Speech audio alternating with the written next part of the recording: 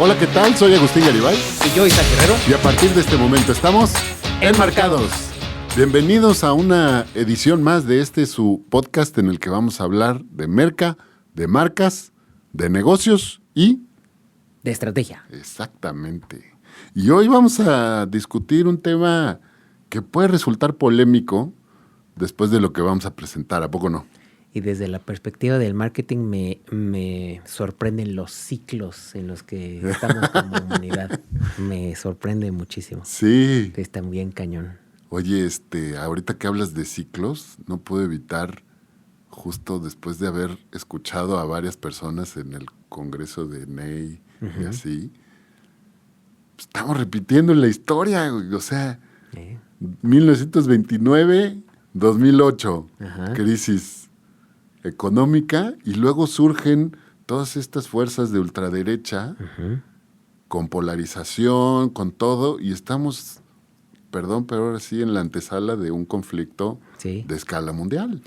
Pues precisamente el autor del libro de Generaciones, de donde sacamos Generación X, correcto, etcétera, escribió otro libro que son 4 ciclos y tiene un video de hace un año más o menos en donde decía, viene el 4º ciclo, entonces necesitamos prepararnos.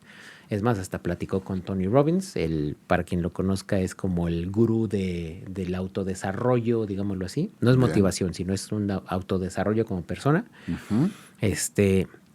Porque a Tony Robbins le gusta hablar de este tema de los ciclos, ¿no? Y patrones.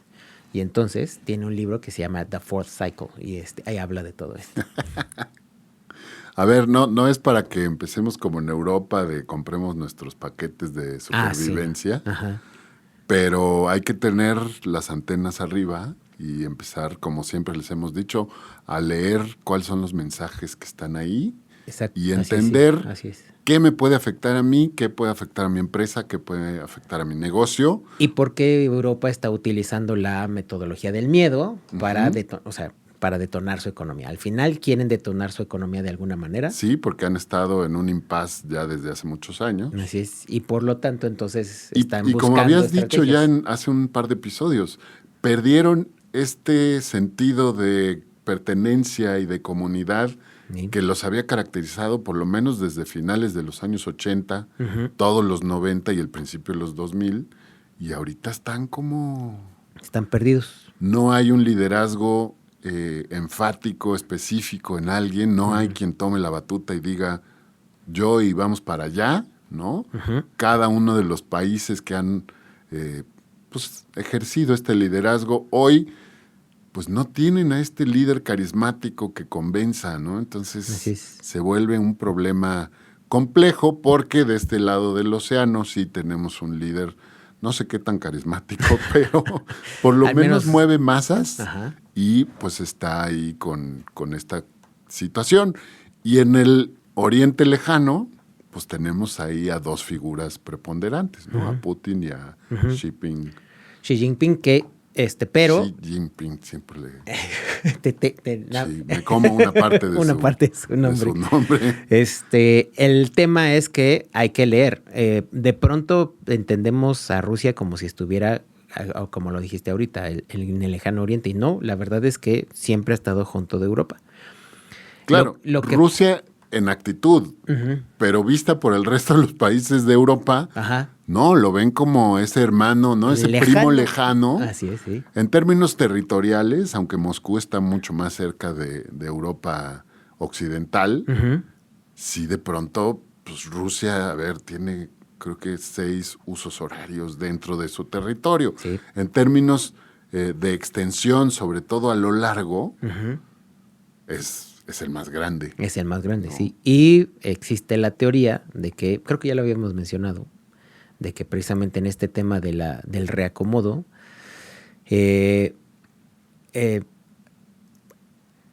a cambio de que el dólar se siga manteniendo como la moneda hegemónica, o al menos de transacción a nivel mundial. Sí. O sea, es decir, no pasar a la transición o detener la transición a la desdolarización. El intercambio es... ¿Qué te doy para que suceda? ¿Qué te doy para que suceda? Y al parecer, por eso Estados Unidos se está distanciando de Europa para que Europa le quede a Rusia. nomás para que lo chequen, ¿no? Bien. Es algo que se va a ir dando. Y que no están de acuerdo los países occidentales. Así es. ¿No? Y van a patalear y demás, pero pues es muy probable que esto así comience a funcionar. Entonces, va a estar interesante el asunto. Sí, definitivo. Es más, el tema es que ya es un nuevo orden mundial tripartita, ¿no? Estados Unidos, Rusia y China. Pero dentro de 10 años, más o menos, 5 a 10 años, también se prevé que entre en participación India, es decir, va a haber va a haber un tetra orden mundial. Claro. En donde va a estar India ahí participando. Que sus señales ya están dando esta semana como parte de las noticias, digamos que ligando con el tema de nuestras noticias, es Corea, China y Japón anunciaron, ya están generando un frente asiático entre estos que son los países asiáticos más fuertes. Y que tiene todo el sentido, ¿no? Sí. Quieren, creo, acotar a Corea del Norte, ¿no? Un poquito, decir, pues mira, nosotros sí somos amigos y ten cuidado, güey, ¿no? Exactamente. O alíñate, quizás también exacto, ¿no? Que también puede ser algo muy, muy atractivo, que de pronto Corea del Norte asuma un poco el modelo chino, es decir, seguimos con una estructura de política dominante de corte populista socialista, pero con estrategias de mercado abierto. Así es. Entonces, a esto está orillando la acción del actual gobierno de Estados Unidos. Entonces, pues simplemente recordemos, dejemos filias y fobias y emociones, simplemente es cómo está el tablero y cómo lo puedo aprovechar. Exacto. Ese es el objetivo. Fíjate que hoy estaba viendo un video justo de creo que Código Magenta, de leer un poquito entre líneas, ¿no? Entonces, en el Día de la Liberación, ¿no? Del 2 de abril, Trump no mencionó a Canadá ni a México, pero sí está poniendo aranceles estratégicos que le afectan a México. Es decir, si hoy los autos producidos en México tienen componentes de Corea, de Vietnam o de China, tendrán un arancel del 67%. Así es. No del 25% como está hoy. Y luego también este arancel del 25% que tiene hoy no es a todo el auto, es a las partes que no vienen de Estados Unidos. Así es. Y pues parece mentira, pero por eso se habla mucho de que los autos fabricados en México cruzan la frontera alrededor de 7 u 8 veces. Es más, hasta con Canadá es Estados Unidos, Canadá, exacto. México, Canadá, Estados Unidos, así van. Sí. No, porque hay piezas que se producen acá, pero que se terminan allá o forman parte de otra pieza allá, ¿no? Muy B2B. Y ya cuando se integran al vehículo, pues resulta que a lo mejor pues la parte arancelaria solo afectaría al 60, al 50% del vehículo.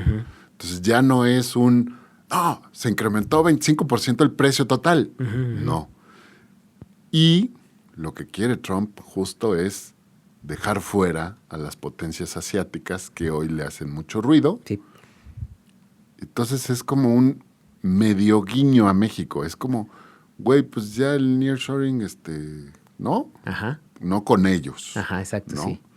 Y pues esta cosa que es, desde mi punto de vista, un poco absurda de quiere reindustrializar Estados Unidos, pero ni los gringos quieren industrializarse. Entonces, no sé qué va a pasar ahí, no sé qué va a conseguir. Sí, lo que al final es, o sea, todo el asunto es el tema de la desdolarización, la pérdida de fuerza financiera de Estados Unidos, y la perdió por enfocarse Estados Unidos durante los 30 años en que la soroscracia, como ya le dicen, o los globalistas mantuvieron su fuerza, su hegemonía, era orientada hacia los servicios financieros y el real estate.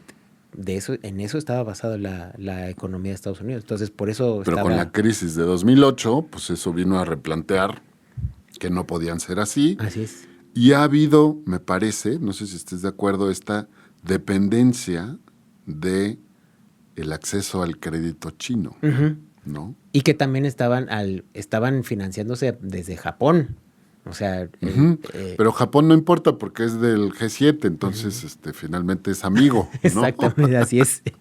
Entonces, muy interesante el asunto. Hay que seguirle la pista, no desde la perspectiva del miedo, sino más bien es cómo se está moviendo el tablero para poderlo aprovechar. Exacto, ¿Qué sí ahí puedo está aprovechar? ahí está la clave. Decías que traías una nota que querías compartir muy en sintonía con el tema, ya se movió. No, ahí está, ya la encontré. En temas obviamente con la IA, ¿no? Que es un tema que, pase lo que pase, sigue estando presente. Y seguirá avanzando. Es la locomotora de todo lo que está sucediendo en el mundo, tal cual. Es la fuerza que está moviendo a todo el mundo. Y China lanza un centro de datos. Esto viene de Artificialmente IA, es en su perfil de Instagram. China lanza un centro de datos de IA en las profundidades del océano para impulsar la computación sostenible. Esto viene muy acorde con lo que le pasó a ChatGPT con esta DeepSeek. No, esta moda de las fotos, de las de fotos las transformadas Ghibli, el estudio Ghibli. Al estilo estudio Ghibli, que mucha gente no sabe qué es eso, es fotos transformadas a estilo anime japonés. Exacto, que ya dijo el creador que está muy enojado porque nunca esperó que alguien utilizara su estilo de una manera tan banal. Así, pero pues al final, ¿no? Es un estilo. Y toda la gente lo está haciendo. Tanto no así. Toda. Bueno, no toda. Son como los mayores de 40. Pero está cañón porque se gasta alrededor de 1 litro de agua por cada ilustración estilo Ghibli. Por cada ilustración. Y además alentó el asunto como... o sea, alentó a ChatGPT de manera yo lo he sentido, importante. Sí. Cañón. Yo normalmente mi hora de trabajo con ChatGPT era en la madrugada para poder hacer los casos. El lunes en la madrugada no pude hacer el caso. Estaba tonta. O sea, ChatGPT estaba tonto. Sí, me pasó también los últimos 3 días. No me daba las respuestas esperadas. Que normalmente da. Entonces el lunes aborté la misión. Y ya después el miércoles, en mis tradicionales pláticas con ChatGPT, le dije, ya entendí por qué te alentaste el lunes. Le dije, por todo el tema de Ghibli. Le dije, así tal cual, ojalá pudieras realizar un autodiagnóstico para que de repente los que buscamos trabajar seriamente contigo, nos puedas decir, oye, voy a estar lento o lenta. O que se alenten los que están haciendo sus imágenes. Así es. ¿No? Darle prioridad a los que trabajamos de otra manera. Así es. Entonces, o por lo menos a los que pagamos, ¿no? Exactamente. Entonces, en ese sentido, y sí, la respuesta que me dio, no sé qué, estuvo muy interesante. Entonces, pero viene a colación que sí se necesitan métodos de enfriamiento más eficientes. Por eso China sumerge sus centros de datos y demás para la IA. Porque sí hay que buscarle. Ojalá y el alentamiento, como hoy dijeron mis alumnos, ojalá y el alentamiento de ChatGPT no fuera por andar haciendo imágenes, sino por preguntarle a ChatGPT cosas realmente cómo mejoramos, útiles. Cómo optimizamos tu uso de energía. Exactamente. ¿No? Ojalá y fuera por eso. Exactamente, sí, totalmente. Qué impresión.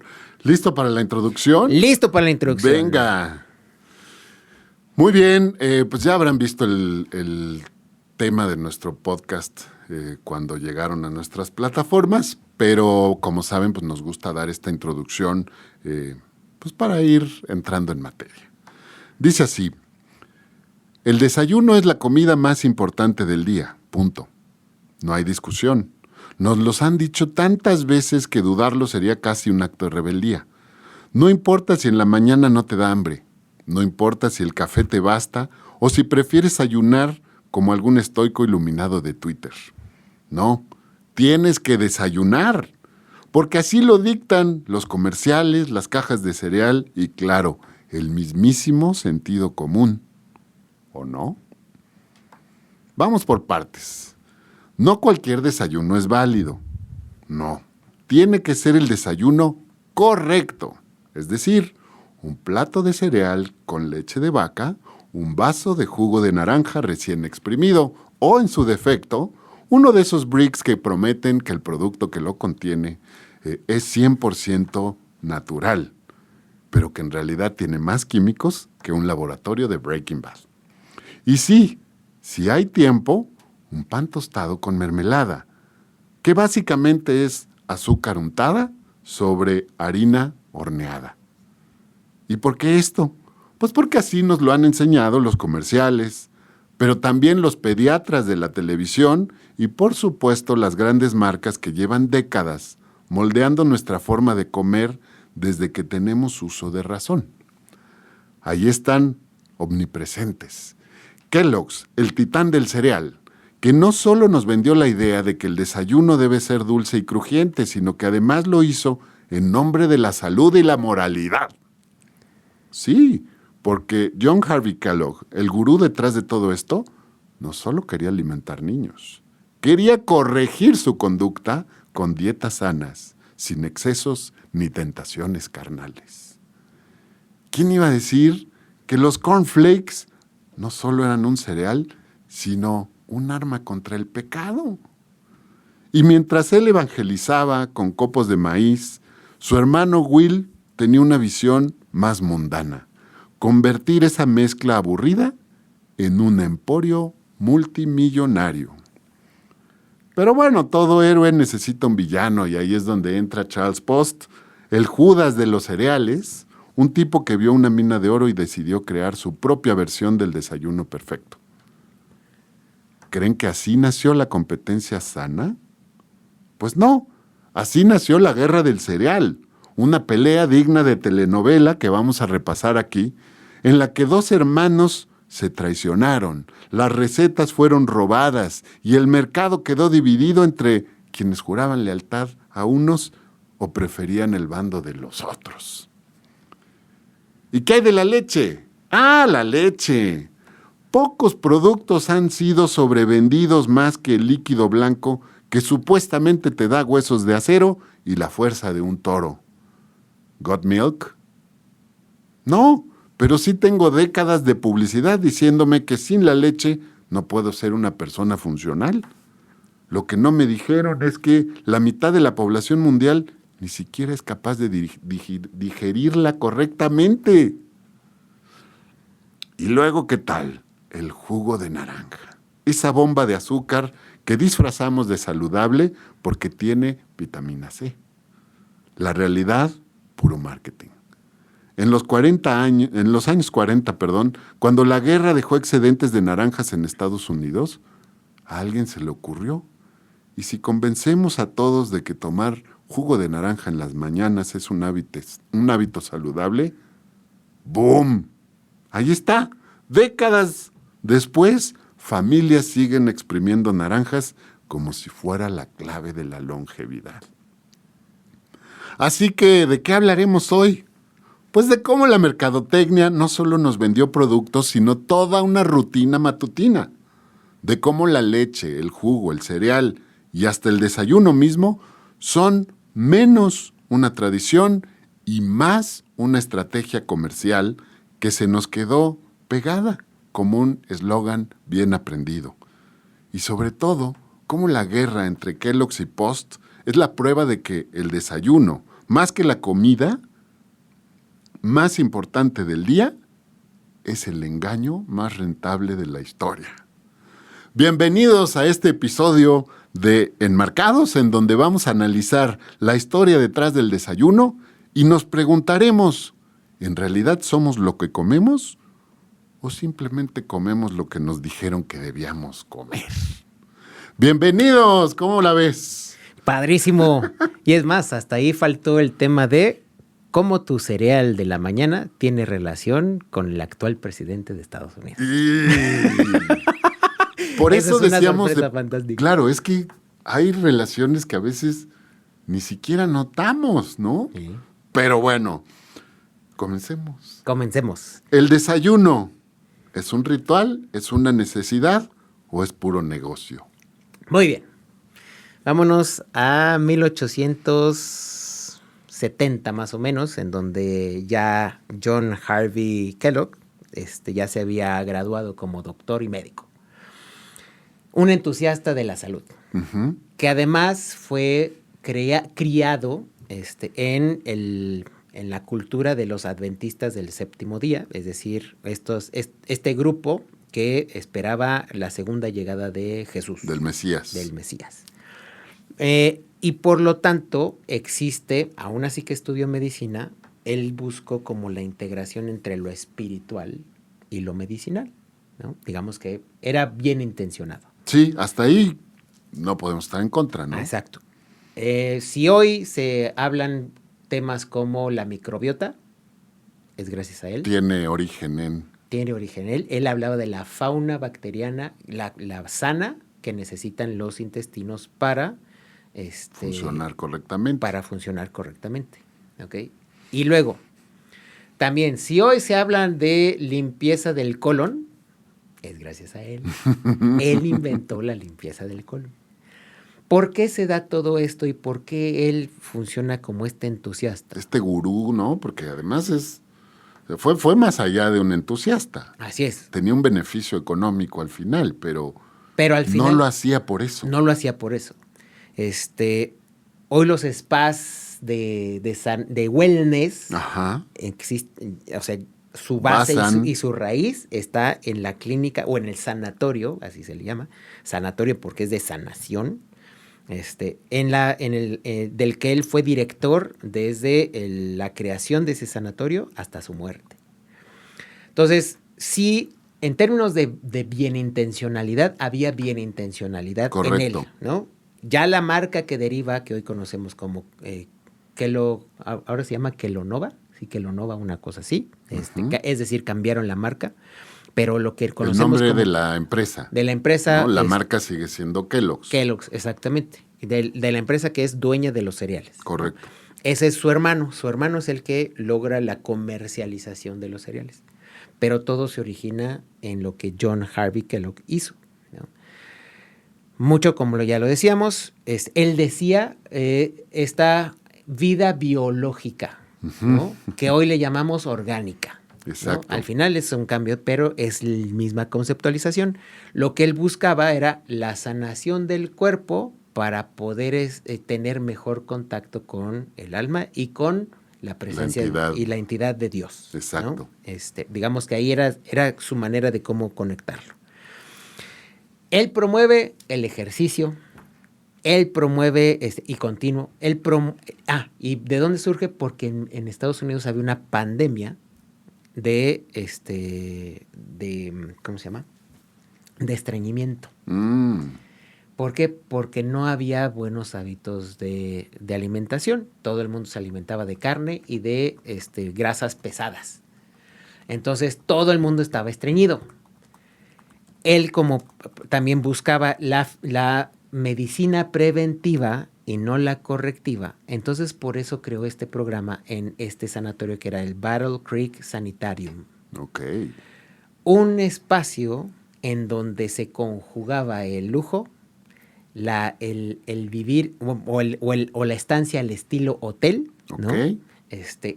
Lo que hoy conocemos como un spa, ¿no? Es como un rehab. Sí, ¿no? Como una especie de rehab para la salud, tal cual. O sea, es exactamente lo mismo. Es quítate tus malos hábitos previos, a lo mejor no tan graves, ¿no? No iban adictos a la cocaína, al crack, a la heroína. Exacto. Pero eran personas que a lo mejor buscaban una mejor manera de vivir a partir de quitarse de su dieta algunos elementos, pues entrar en comunión con el Ser Supremo, ¿no? Muchas de esas características. Y entonces ibas a hacerte todo el tratamiento para que mejorar estos, sanarte y luego encontrar los hábitos sanos que te pueden llevar a la mejor salud, que hasta precisamente llegaron al tema de qué cocinar y cómo cocinar, ¿no?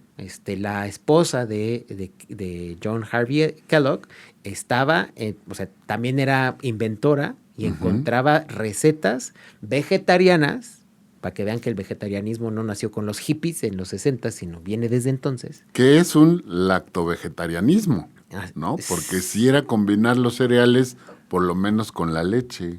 Él no. Lo que él quien inventó fue su hermano combinar el cereal con la leche. Porque él estaba...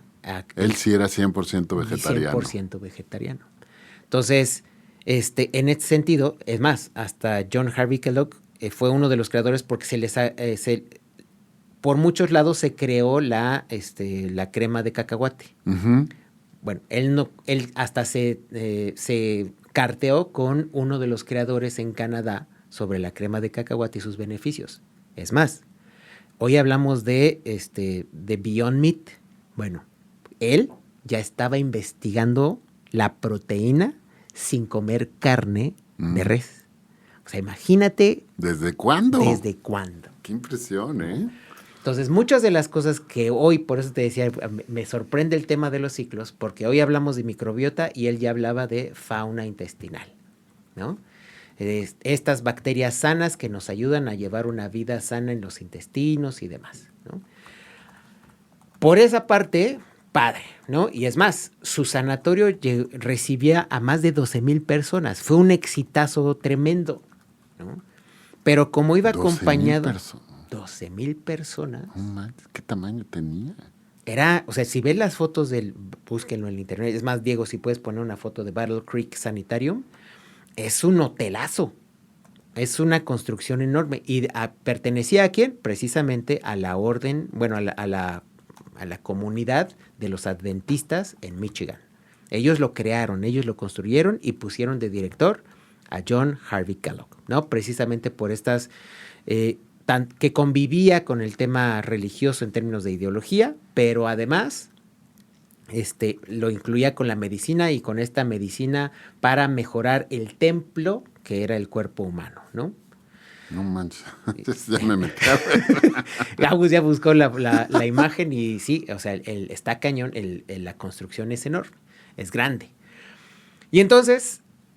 Dentro de estas invenciones, como bien lo estaban haciendo, estaban investigando maneras de cómo comer mejor y todavía no se ponen bien de acuerdo, ¿no? entre los familiares, ni entre John Harvey Kellogg, su esposa y el hermano, quién hizo qué para que dieran con la receta de los cornflakes, que al principio no eran de maíz, sino eran de trigo. O de avena. Uh-huh. ¿Órale? Entonces, pero de pronto en estas experimentaciones, pues llegaron al maíz, ¿no? Y pues sí, el maíz es endémico de América y se da muy bien aquí, entonces tenía mucho más sentido de pronto utilizar un grano nativo. Así es, y que se da en abundancia. El trigo, exactamente. Uh-huh. Entonces, por lo tanto, es así como llegan, ¿no?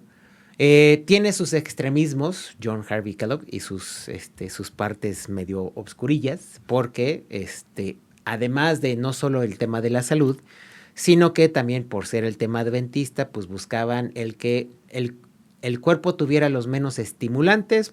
¿Para qué? Para el tema sexual. Exacto. ¿No? Para reducir el apetito y las hambres sexuales, ¿no? Por eso de repente existe ¿cómo se llama? El rumor de que se inventaron los cornflakes para evitar el autoplacer. Exacto. El autoplacer. Entonces, por eso existe este rumor, ¿no? Pero sí, al final él buscaba estos alimentos que no estimularan el cuerpo para que no se dieran estos apetitos sexuales. Ya tenemos una imagen muy clara de los fundadores, pero tenemos que meternos un poco a cuáles son los hábitos que modificaron, porque la pregunta aquí sería, ¿quién sigue desayunando bien? Es decir, estamos seguros que hubo cambios en los hábitos, de desayunar en casa con la familia, a de pronto comprar un café, una galleta y desayunar en el tráfico, ¿no? Entrando a esta dinámica un poco más alterada de lo que han sido la vida en las ciudades en los últimos 50, 70 años, ¿no?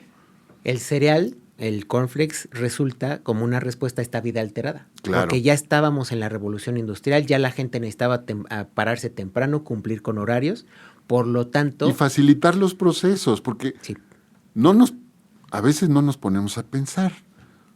¿Qué pasaba en las casas antes de la luz y el gas? Uh-huh. Pues se cocinaba con madera y con carbón. Así es, sí. Y entonces el fogón había que mantenerlo prendido en la noche, es decir, se metía muchos insumos en la noche para que en la mañana pues le soplas tantito, le vuelves a poner y se vuelve a prender. A prender, sí. ¿No? Así es. Y entonces de pronto es, claro, si tenemos una opción que no implique el uso de energía, pues mejor, ¿no? Así es, sí. Y entonces te exprimo unas naranjas, tienes jugo y con eso tienes glucosa. Te doy un cereal de origen orgánico. Que era buscando el cómo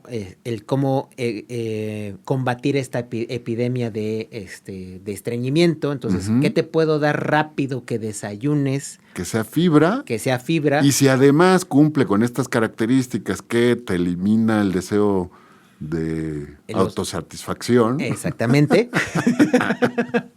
Entonces, pues vamos de gane. Claro, por supuesto.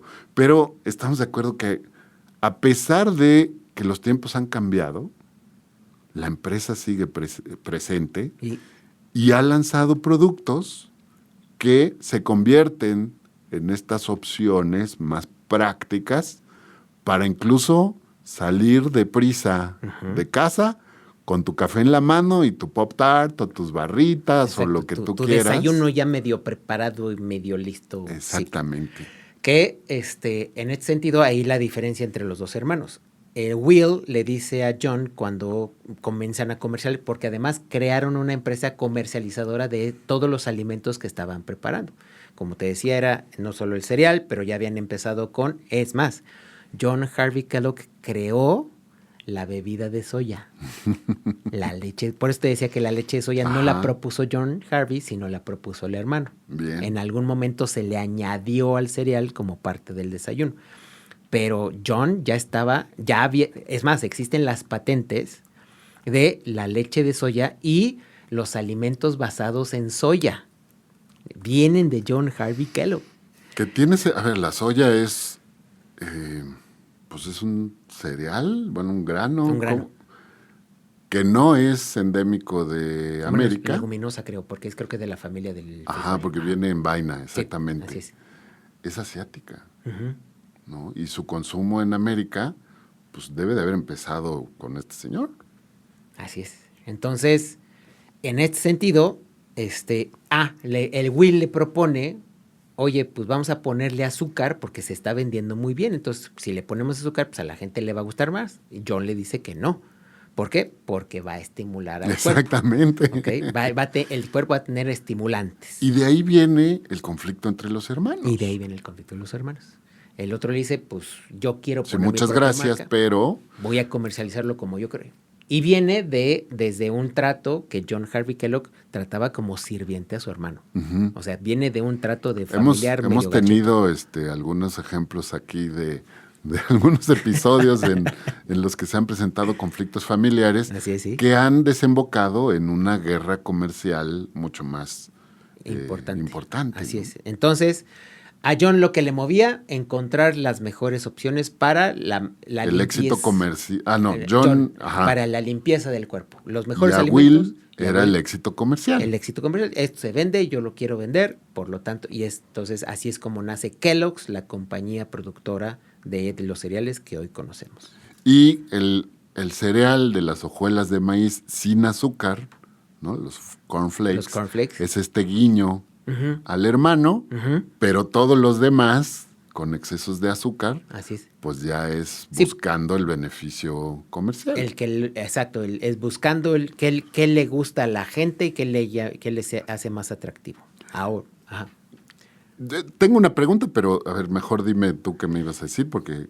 Uno de los clientes que llega al Battle Creek Sanitarium es este señor que había tenido varios fracasos de emprendimiento, pero era un emprendedor, pero además tenía malestares de estreñimiento y le llamaban apendicitis crónica. La apendicitis crónica no existe. No. El apéndice se infla y se queda inflado y se puede reventar. Y es un peligro. Por eso es que se operan. Exactamente. Pero a él le habían diagnosticado apendicitis crónica. Entonces, es decir, traía estreñimiento, tamaño llorarás. Llega este señor que se llama Charles Post, no sé qué, y aprende de estos nuevos hábitos y se da cuenta de que hay algo en el tema de ofrecer alimentos con fibra. Altos en fibra. Que ayudan al problema del estreñimiento. Como muy probablemente vivió, imagínate. Experimentó en carne propia el lavado de colon que proponía John Harvey, porque era medio rudo, ¿no? Sí.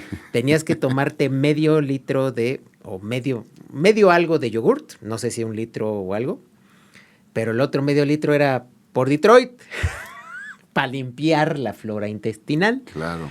Entonces, seguramente le pareció incomodísimo a Post y ha de haber dicho, necesito crear algo diferente. Un método mucho más amigable. Y si ya está creando estos cornflakes, entonces yo puedo encontrar un cereal que pueda ser muchísimo mejor en términos y de que fibra. me pueda evitar, ¿no? Eso ya es suposición mía. Claro, sí, ¿no? Sí, no tenemos aquí al señor para poderle preguntar. Pero seguramente algo así sucedió, ¿no? Es cómo me puedo evitar un lavado de colon comiendo algo más. Y entonces crea su propia empresa, que es de cereales. Post. Y el primero que es el Grape Nuts cereal, que es al final son 4 elementos: barley, que es cebada o malta, yeast en español es que se le pone a la cerveza también. Ajá. Con L, es con L. Levadura, exacto. Entonces tenía cebada, levadura, 2 ingredientes de la cerveza. Es decir, el señor sabía de cerveza. Y trigo.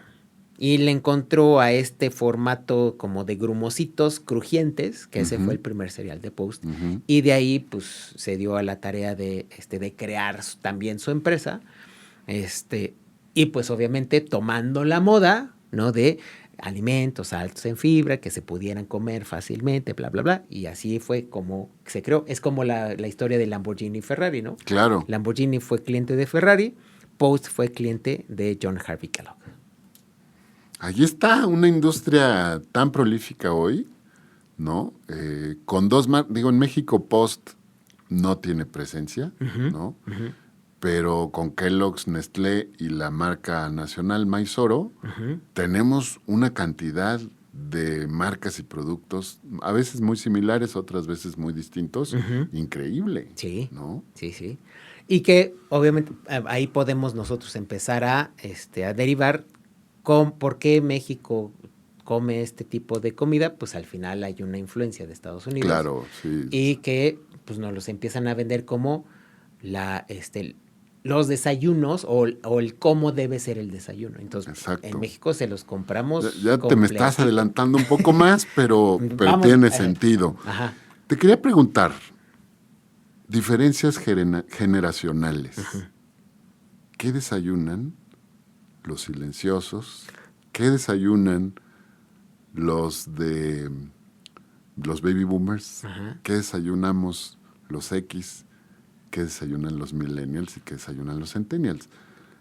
Pese a tener estas diferencias culturales y de comportamiento, y de repente como que sí seguimos teniendo esta idea de, no, es que el desayuno es muy importante y hay que desayunar jugo y hay que desayunar proteína y hay que desayunar cereales, ¿no? Sí. A lo mejor la interpretación es diferente. Ajá. A lo mejor la marca es distinta. Es distinta, sí. Pero tenemos este bagaje cultural ahí súper rudo. Sí, tenemos rituales heredados. Sí. Son rituales heredados. Totalmente, ¿no? Que también lo podemos unir con nuestro capítulo de Edward Bernays. Chéquenlo, por favor, porque Edward Bernays tiene mucho que ver con esto, con la creación del concepto del desayuno americano, ¿no? El clásico desayuno americano fue creación, y ya lo platicamos, véanlo en ese episodio, Edward Bernays, en qué debe contener el desayuno completo, ¿no? Ideal. ¿Y por qué lo hizo? Por impulsar industrias. Claro. Al final era un tema de impulsar industrias. Digamos que a nivel mucho más estratégico y de negocio, toma algunas de las ideas de Kellogg, sí, pero las impulsa con otro sentido, ¿no? Sí. ¿A qué empresa necesita de impulso económico porque además recordemos que era asesor del gobierno. Correcto. ¿No? Edward Bernays. Y entonces llego a esta pregunta que me encanta. ¿Consideras que nos han lavado el cerebro con respecto al desayuno? ¿Sí o no? A ver, otra vez la pregunta. ¿Consideras que nos han lavado el cerebro con respecto a lo que debemos desayunar?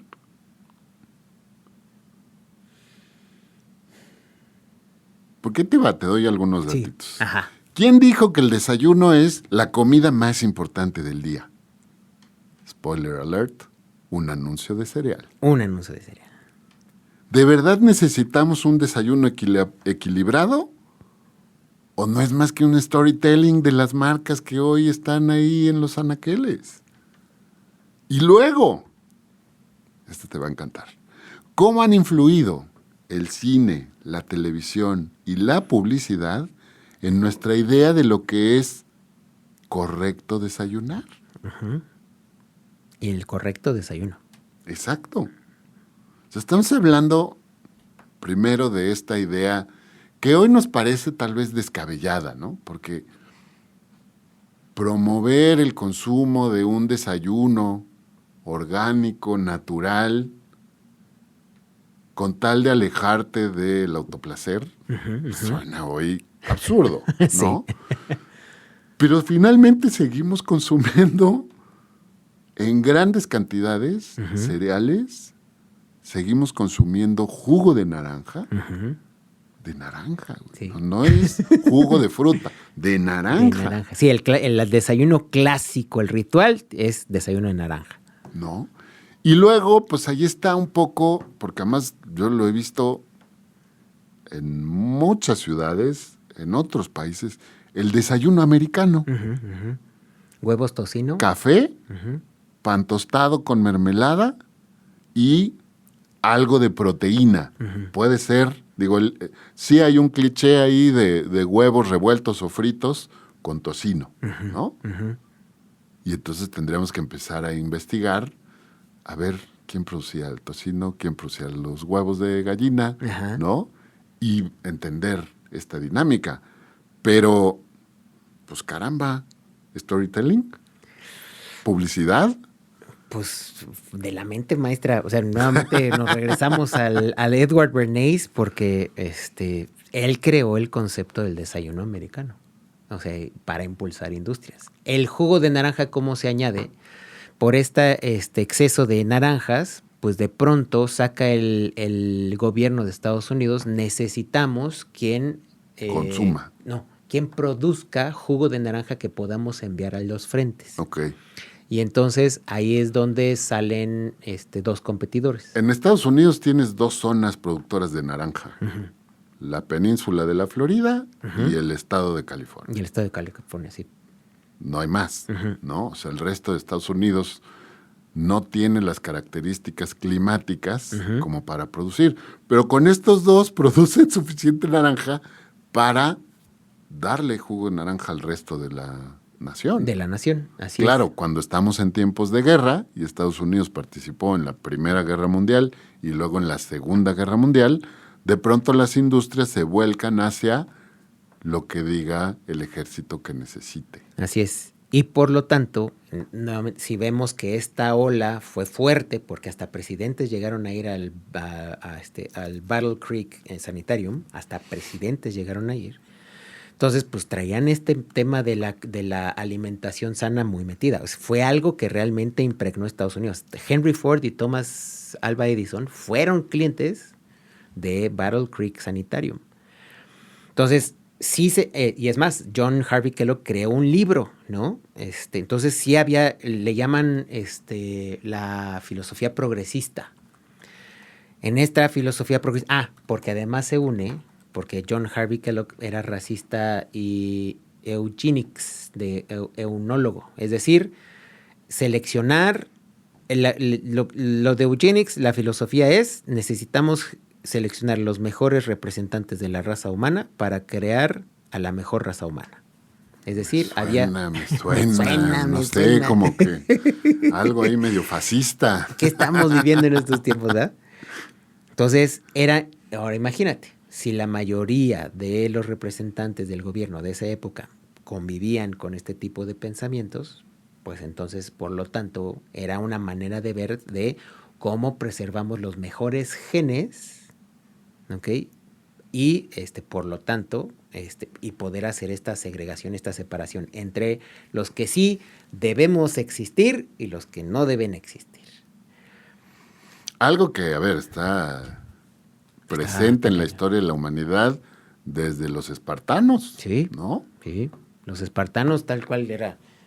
Y era criterio del sabio, ¿no? Claro. Bebé está bueno, sí se queda. Bebé no, y lo echaban al barranco. Exacto. Pero bueno, fíjate que acabo de investigar, no tenía yo la certeza y no te quería hacer la pregunta al aire, Ajá. si de casualidad eran masones. ¿Tú qué crees? Pues aquí, por lo menos Google me dice, no hay evidencia, Ajá. ¿no? Pero por la época, por la mentalidad y por los resultados, parecería que sí. Así es. Porque es más, dentro y en las palabras que se usan para describir ciertas cosas, se sabe.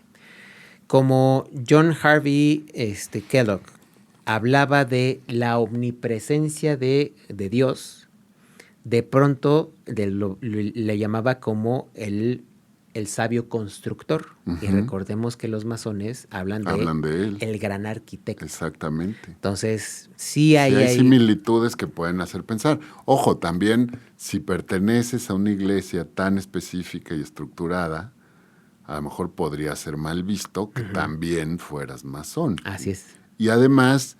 Y había mucho secretismo. Los masones han sido una sociedad secreta hasta hace unos años, en realidad. Así es. ¿No? Antes de los 90s, nadie decía, sí, soy masón. Exacto, y no se hablaba del tema. No se hablaba del tema con apertura. Bien, la siguiente parte, ¿no? Kellogg, cuando la mercadotecnia inventa costumbres.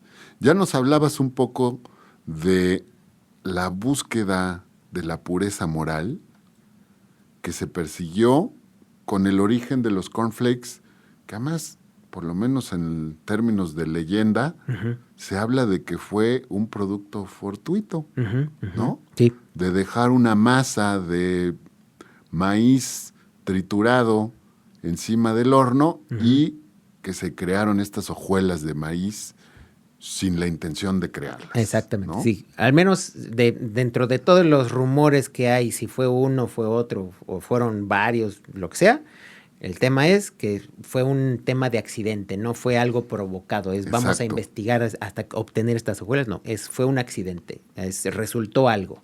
Sí. Y de ahí, pues bueno, está una industria muy interesante. Pero luego vemos justo lo que nos acabas de platicar. John Harvey Kellogg y su obsesión con la alimentación limpia, es decir, la que lucha contra el deseo sexual. Pero entonces, ¿cómo pasamos de un alimento muy insípido, de un sanatorio además, a un imperio comercial como el que representa hoy la empresa Kellogg's? Como el cereal que promovía John Harvey Kellogg era insípido y medio y no sabía muy bien, por eso también la determinación de Post de sacar un cereal que supiera mejor, el del hermano por eso le quería poner azúcar, para que supiera mejor. Uh-huh. Pero además, pues también ahí la sagacidad de Will fue manejar muy bien la mercadotecnia. Fue el primero en manejar juguetes como regalo dentro de las cajas. Que además es una idea que está en el recuerdo de muchos de nosotros. Sí, así es. Hoy ya no hay. Todavía hay algunas. O sea, todavía de pronto se incluyen las pelotitas estas de básquetbol y de América. Ajá, antiestrés. De repente todavía las he llegado a ver. Pero... Bueno, también la verdad es que yo no soy consumidor de cereal desde hace muchos años y puede ser que por eso Sí, casi también. Ya no visitamos ese pasillo. Sí, Exacto. Yo hace un ratote que no visito el pasillo de cereales. Sí. Pero sí de pronto llegué a ver que todavía a veces llegan a hacer ese tipo de promociones, ¿no? De incluir algo en la caja de cereal. Platicarles que intenté hoy por la mañana para este episodio traer a manera de props unas cajitas de cereal, pero resulta que las cajitas individuales solo se venden en paquetes grandes y pues me dolió el codo de plano gastar. En algunas tienditas sí los llegan a vender, pero sí tienes como que buscarle para que te vendan la cajita individual. Y bueno, vemos algunos hitos, ¿no? De el verdadero genio detrás del negocio Kellogg's, que es el hermano Will. Uh-huh. Primero, la transformación de un producto aburrido en una necesidad cotidiana, uh-huh. ¿no? En un producto que supiera rico. Con esto de la idea de que me estoy alimentando mejor. Exacto. Que es una idea muy poderosa. Uh-huh. Sí. Después, una trinidad interesantísima. Empaque, uh-huh. práctico, uh-huh. publicidad y una cadena de distribución a prueba de fallos. Así es, sí. Pero ¿cómo se vuelve mainstream un desayuno? Es decir, tienes la fórmula, pero de pronto lograrlo no es tan fácil, ¿no? Uh-huh. Pues ahí yo lo conectaría, y esto es una gran suposición mía, es decir, aplicando, digamos que las habilidades que por las cuales nos dedicamos a esto, ¿no? Correcto. De análisis y de conexión de puntos. Ya lo decíamos, ¿no? Es si pertenecían a un grupo como los masones u otras sectas como los Skulls and Bones, que también existen en Estados Unidos y en esa época era cuando estaban creciendo y fortaleciéndose. Entonces, y además aunado al crear una raza fuerte, uh-huh. ¿no? Y ciertos especímenes nada más, ¿no? Es cierto grupo, ¿no? En este sentido, por eso siento yo que agarra fuerza. Porque esta es la manera en cómo nosotros aseguramos de que exista una mejor raza, ¿no? Es decir, si nos alimentamos mejor, mejoraremos. Que en términos técnicos tiene sentido, ¿sí? ¿no? En términos también desde su razonamiento, ¿no? Desde su razonamiento es, si ya somos más o menos los buenos, ¿no? Poniéndolo así, pues entonces hagámonos mejores. Y pues por eso, en ese sentido, agarra fuerza, siento yo. Porque, pues, no hay que olvidarlo. Estados Unidos no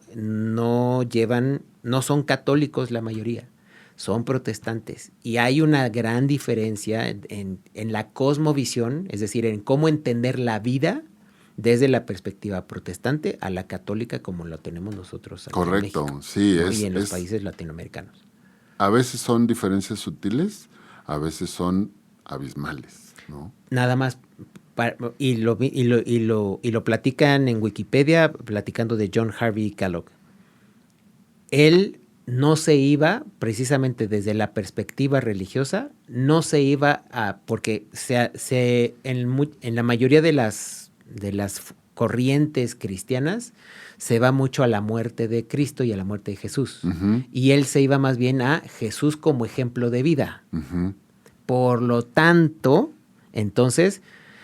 Ahí hay una diferencia. No me enfoco en el por cuál... Sí, filosóficamente hablando en una buscas la vida después de la muerte, en la otra sigue las enseñanzas de Jesús en vida. En vida, exacto. Y ahí hay un cambio de perspectiva enorme, ¿no? Entonces, por esta cosmovisión, y que además la mayoría de los norteamericanos desde entonces son muy devotos de las religiones que siguen, ya sea adventista, ¿cómo se le llama? Luteranos, uh-huh. y todas las variedades que haya, ¿no? Entonces, son muy seguidores de su religión y por lo tanto si me está proponiendo un método de vida en donde voy a poder tener una mejor conexión con el gran creador, pues ¿qué crees? Claro. ¿No? Y además nos pega en la parte de somos blancos y superiores, pues más. Sí. Vamos con algunos datos, ¿no? ¿Qué representa Kellogg's en el mercado? Sí. En 2022, Kellogg's tuvo una facturación de $15,315 millones, lo que representó un 8% de aumento con respecto al año anterior. Sin embargo, en 2024 sus ventas cayeron 2.8%. Aquí ChatGPT nos dice, corroborado, reportó en 2024 WK Kellogg, uh-huh. ¿no? Que ya no es Kellanova, $149 millones de ingresos netos ajustados, superando las estimaciones de los analistas, pero reflejando una disminución de 9.1% con respecto a las ganancias de 2023 después de la escisión de Kellanova. Uh-huh. En cuanto a su posición en la industria, Kellogg ha sido históricamente líder en el mercado de cereales en Estados Unidos. En 2017 poseía alrededor del 30% del mercado estadounidense, pero seguido muy de cerca por General Mills, que tiene 29.9% del mercado.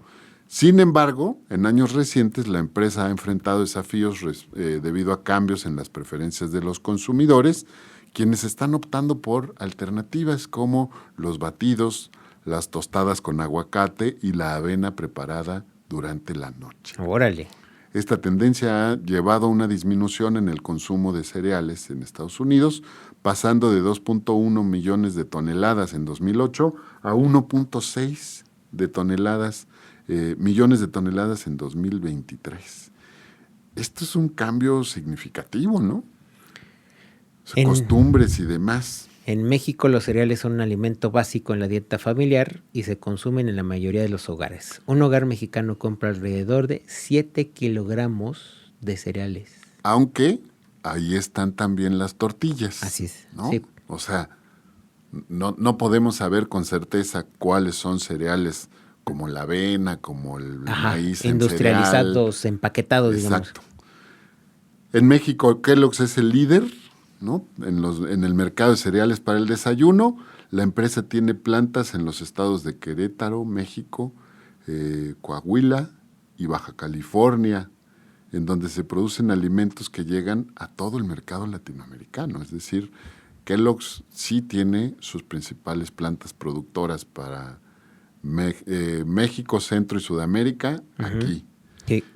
¿Con quién compite Kellogg's? Compite con PepsiCo, ¿no? Que tiene Quaker. Que tiene Quaker, sí. Compite con Cereal Partners Worldwide en una joint venture entre General Mills y Nestlé, que eran dos competidores de peso pesado y que terminaron uniendo fuerzas para enfrentar a Kellogg's, ¿no? Entonces, y además porque es un mercado altamente rentable. Sí, rentable, exactamente. Kellogg's tiene un extenso portafolio con marcas que incluyen algunas de las más posicionadas como Kellogg's Special K, Zucaritas, Choco Crispies, Fruit Loops, entre otros. Así es, ¿no? Son las marcas principales que se consumen en México. Kellogg's Special K, Zucaritas, Choco Crispies, Nestlé, Quaker y Maizoro. Esas son las marcas que más se consumen en México.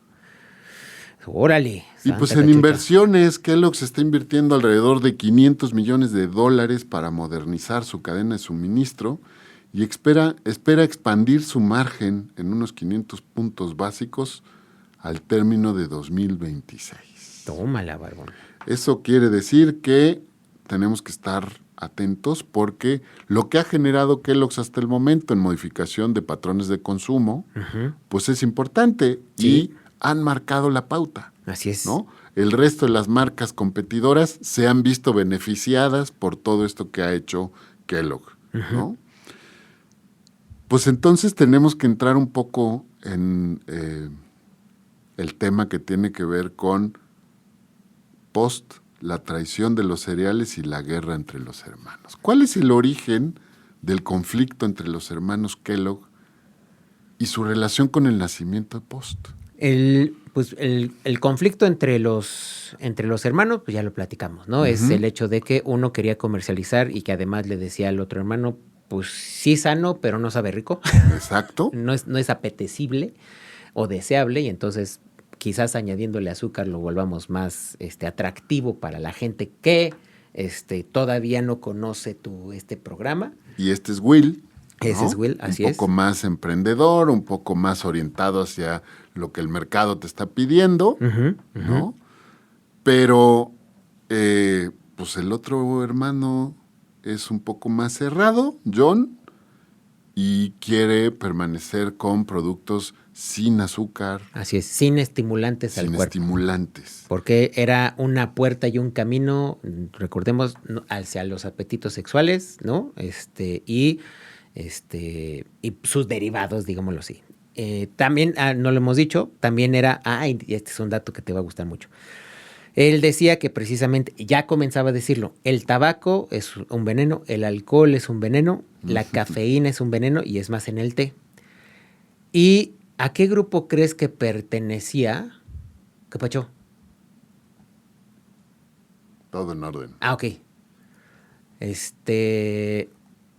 Muy bien. Ahí, ok. Perdón, hubo un corte ahí técnico. Bueno. ¿A qué grupo crees que pertenecía su esposa? Que ya hablamos en los refrescos. Al grupo de mujeres de cristianas de la templanza. Ándale. Es una combinación fatal, ¿no? Prácticamente. Entonces, y ahora también comprendemos por qué comenzaron a surgir las boticas y las fuentes de sodas, desde la perspectiva de resolver el tema del estreñimiento. Claro. O sea, no por nada la Coca-Cola en algún momento, aunque nació como el fix del creador, ¿no? Que era adicto a la morfina, pero a lo mejor sí, por ejemplo, Pepsi, ¿no? Su nombre tiene que ver con un tónico para el pepto, para el proceso de... Digestivo, exactamente. Así es. Entonces era precisamente porque la mayoría de los norteamericanos tenían un problema de estreñimiento. Ay, hombre, pues se hubieran venido a México, ¿no? Le entraban a todas las garnachas. Así es. Pero, o sea, qué padre. Y lo que me gusta es que estamos viendo desde otra trinchera, ¿no? Y cómo se unen las cosas. Es decir, los fenómenos de mercadotecnia no se dan en un vacío, se dan por las circunstancias del entorno. O sea, si hay algo que pudiéramos como que comenzar a entender y aprendizajes fíjense cómo hemos abordado la misma época desde varias perspectivas en Estados Unidos, la segunda mitad del siglo XIX, es decir, de los años 1800, de los 50 hacia adelante, hacia el siglo XX, y cómo fueron entrada para los fenómenos del siglo XX. Y pues precisamente porque había una pandemia de estreñimiento en Estados Unidos, ahora podemos entender por qué salieron las fuentes de sodas, ¿no? Y por qué la gente buscaba tónicos, por qué nace este grupo de las mujeres cristianas de la templanza y el por qué estaban en contra del tabaco, del alcohol y los estimulantes al cuerpo, ¿no? Era precisamente para poder bajar o controlar el tema de los apetitos sexuales, ¿no? Y además también por el hecho de la mejor alimentación, porque era una mejor conexión, o se creía que era una mejor conexión con Dios, ¿no? Entonces iba todo mezclado, ¿no? En este cóctel interesante. Y pues como te decía, ¿no? A mí me llamó la atención la esposa de Kellogg, con todo este pensamiento, forma parte de las mujeres cristianas de la templanza. Y dije, ahí me hizo clic. Ahora entiendo muchas cosas, ¿no? Vayan a ver el capítulo de los refrescos, muy interesante, porque ahí precisamente platicamos un poco más de esto. Bueno, Post sale al mercado con ventajas competitivas sobre los productos de Kellogg's.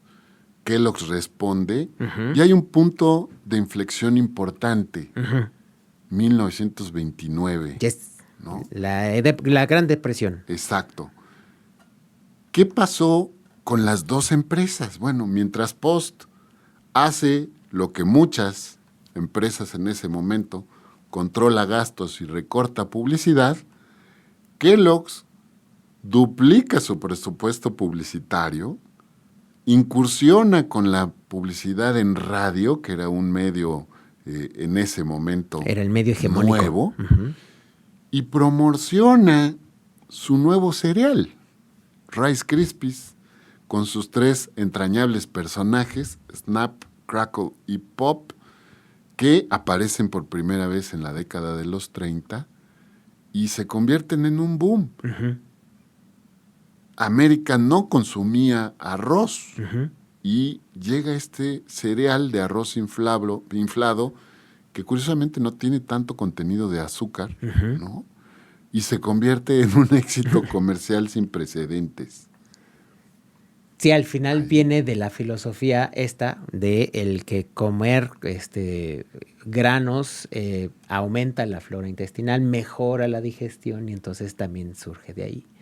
Pero sí, a mí me encanta esta parte de Kellogg's porque pues al final Will tenía esta mentalidad muy visionaria, así como lo tuvo su hermano en la parte de la medicina, para él en la parte comercial. Correcto. ¿No? Y es apostarle a algo Sí. que el resto no está haciendo. Sí, así y es. Termina por ser la onza en la balanza. Así es, que vuelve así tal cual, transforma a Kellogg en el líder de la categoría, pero pues a Post no le va tan mal, ¿eh? Ah, no. O sea, porque Post, sobrevive y lo tiene de manera muy puntual dentro de la pelea.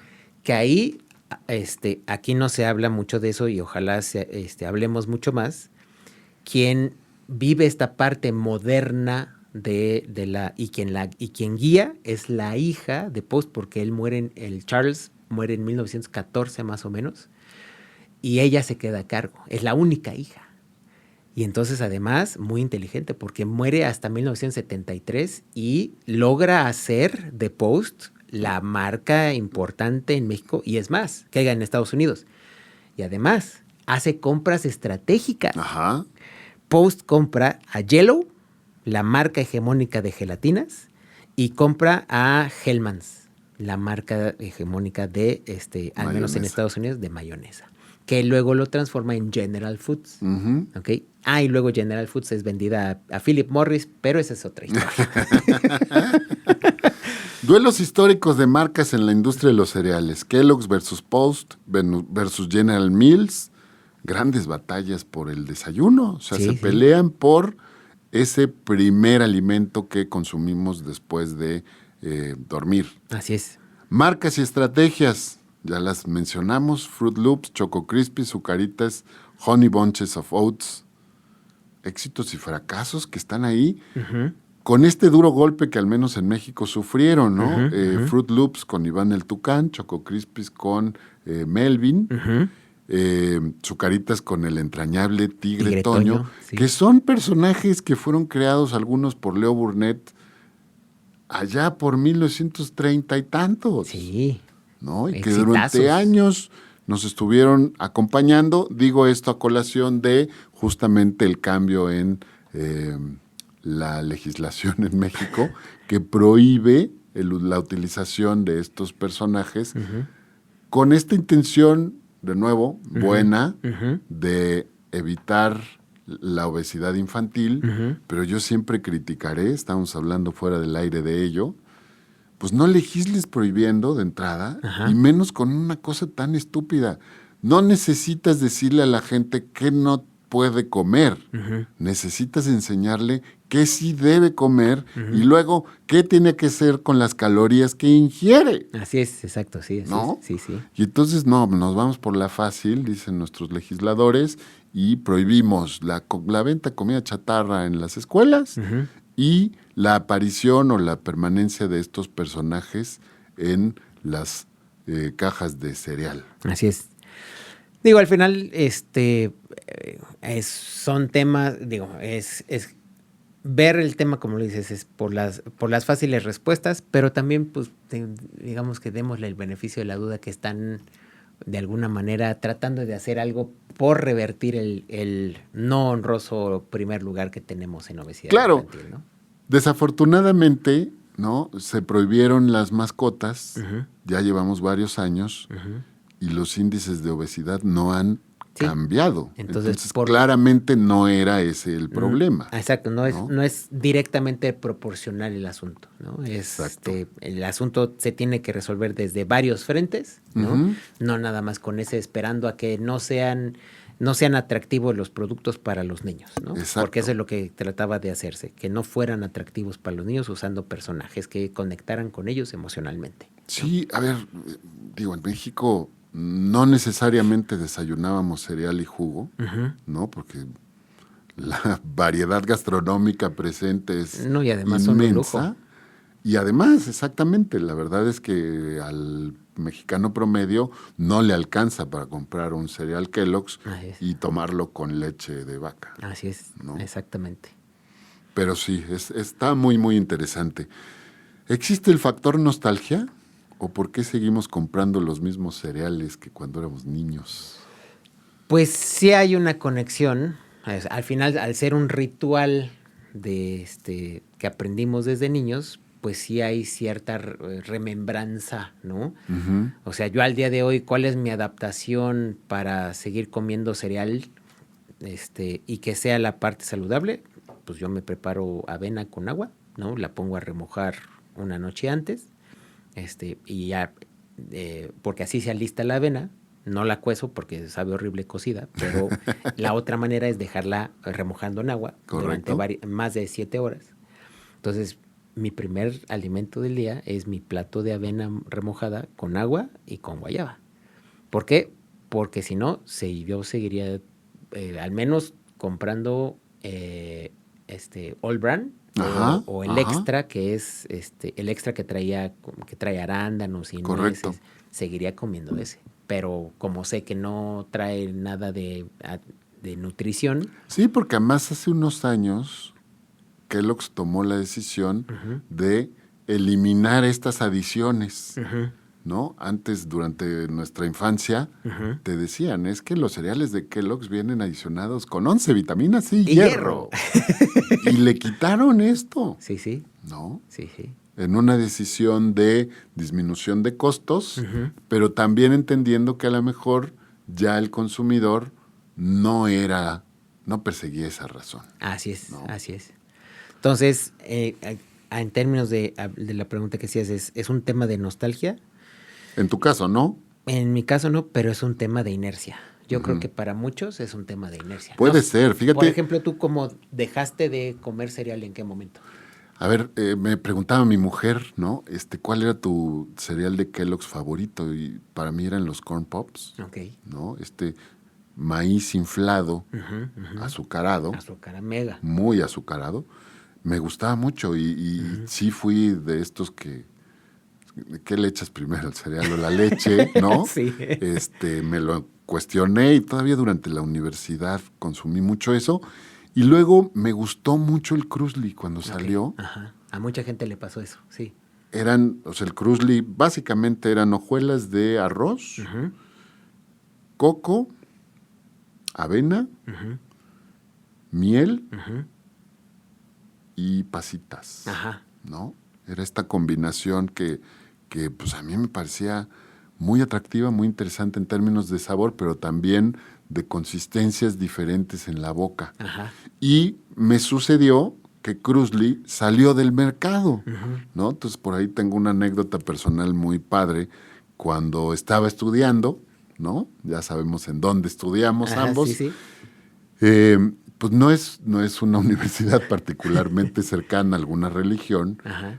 pero tratando de conservar las tradiciones, hicieron un concurso de ofrendas. Ajá. Y entonces yo, estando en la carrera de mercado, pues hicimos una ofrenda de aquellos productos que habían salido del mercado, y Kellogg's, teniendo a su oficina central en Querétaro, pudimos tener acceso a materiales de Krusli. Entonces estuvo Krusli, estuvo Diet Coke, ¿no? Que ya también salió al mercado. Sí, sí.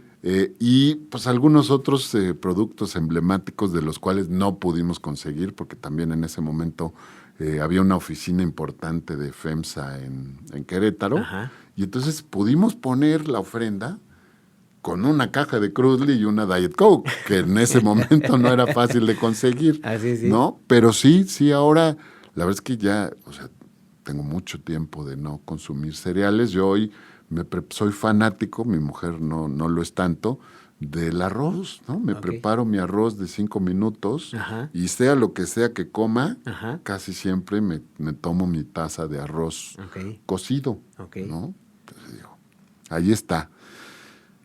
Pasemos al futuro del desayuno, ¿no? Esta disyuntiva entre la salud y el negocio.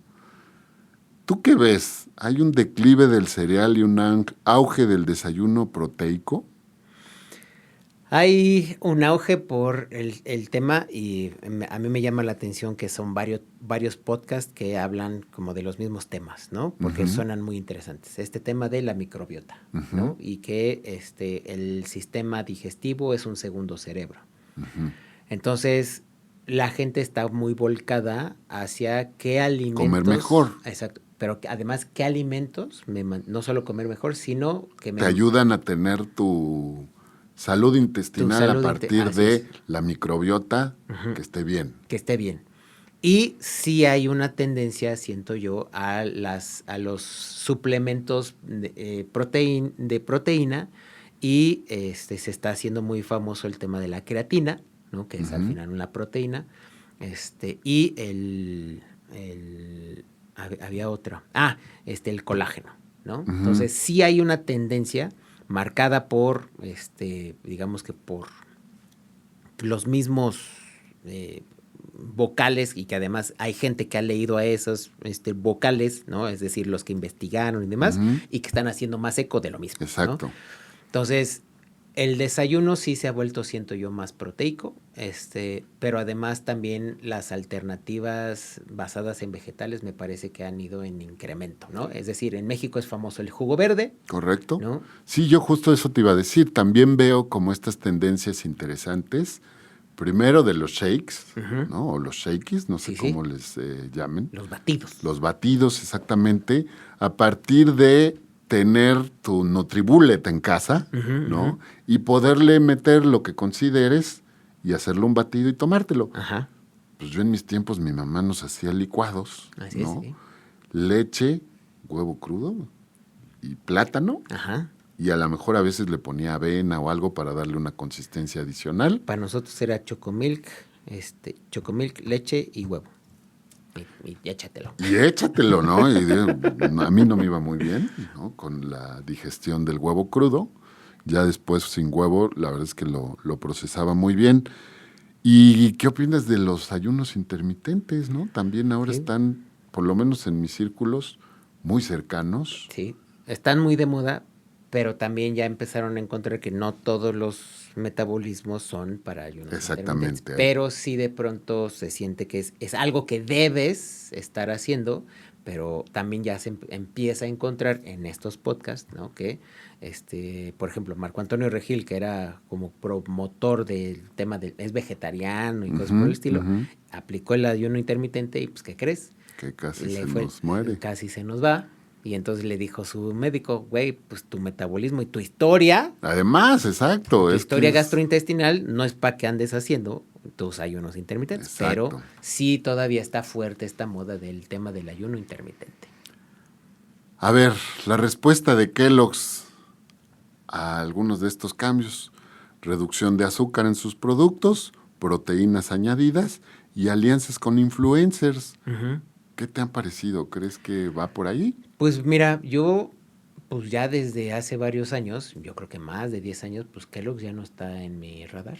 O sea, yo para mí, yo la veo como una marca para niños.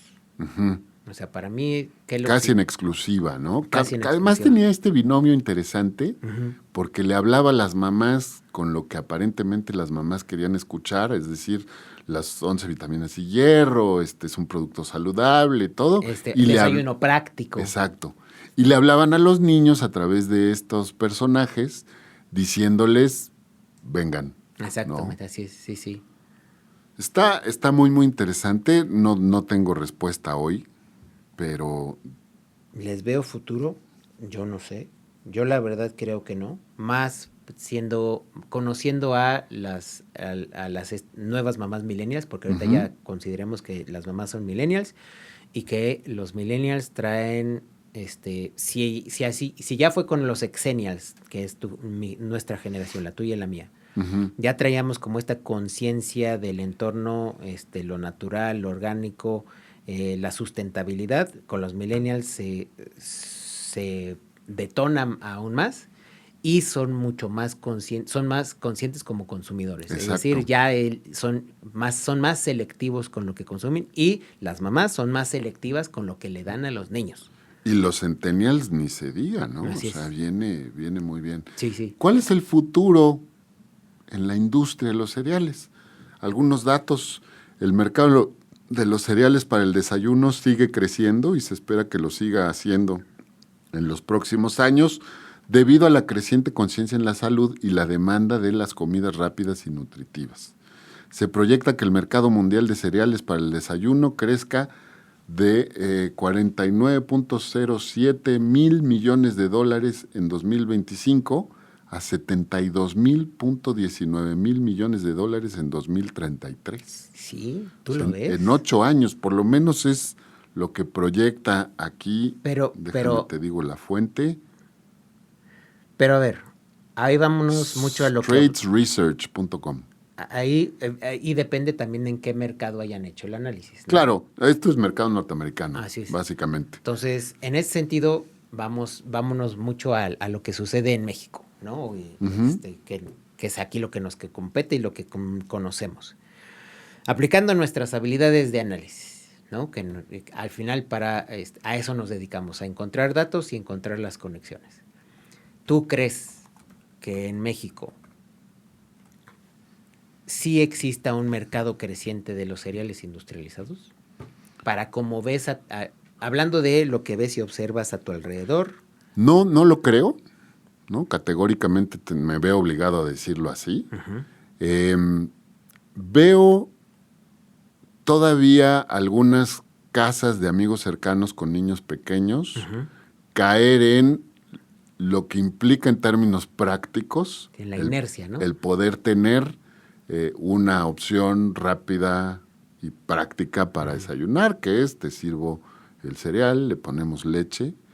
Veo sí, fíjate, un cambio no en el cereal, sino en la leche. Ahora veo más leches orgánicas, ¿no? De almendra, de soya, de coco, ¿no? Leches de estas deslactosadas light, de muchas opciones, ¿no? Con proteína añadida. Exacto. Pero sí veo ahí una condición interesante. Vamos a los datos. La producción agrícola ha crecido, pero el país todavía enfrenta un déficit en la producción de trigo. En 2023, la producción de maíz superó las 27 millones de toneladas.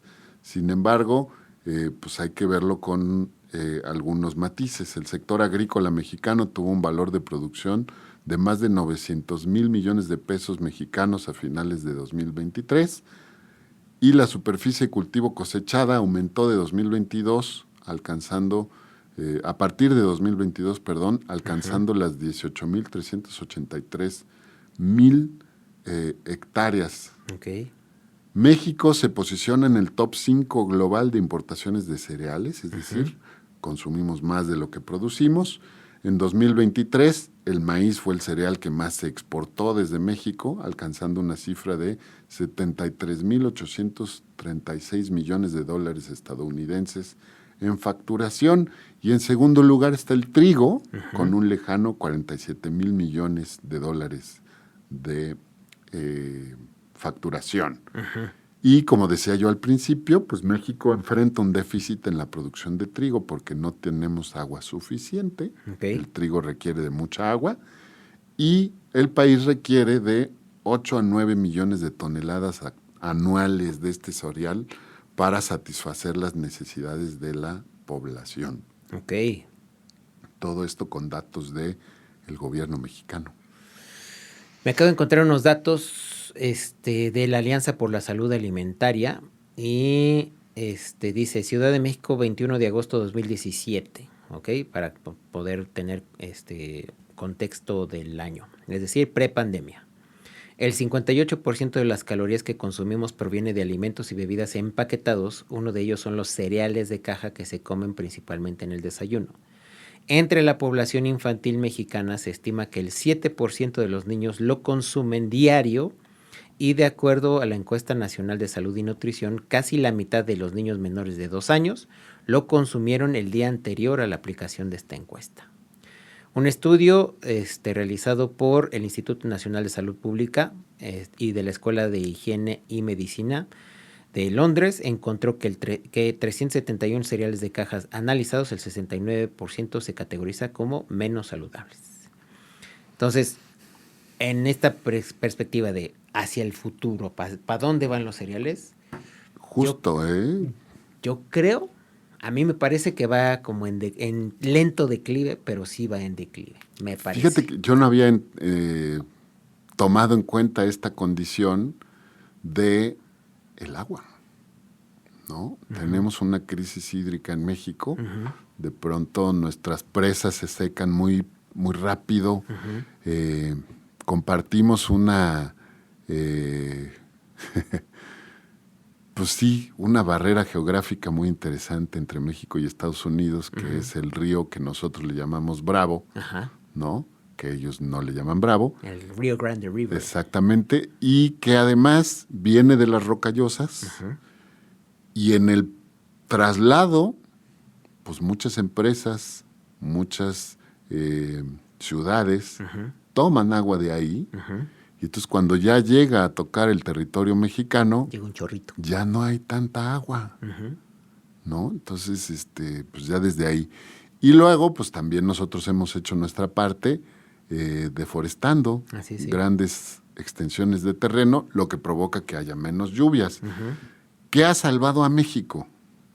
Curiosamente, la temporada de huracanes, ¿no? Estos fenómenos climatológicos que de pronto llegan y en donde tocan tierra, rompen y deshacen y hacen causan mucho daño, pero provocan con eso pues unas lluvias torrenciales en extensiones de terreno más grandes, y entonces parece mentira, pero de pronto ahora decimos, ojalá vengan más huracanes. Exactamente, para que llegue el agua a los lugares en donde no está llegando tan fácilmente. Exactamente. Sí, está interesante el fenómeno. Pero bueno, llegamos a este punto que quería yo tocar, ¿no? Venga.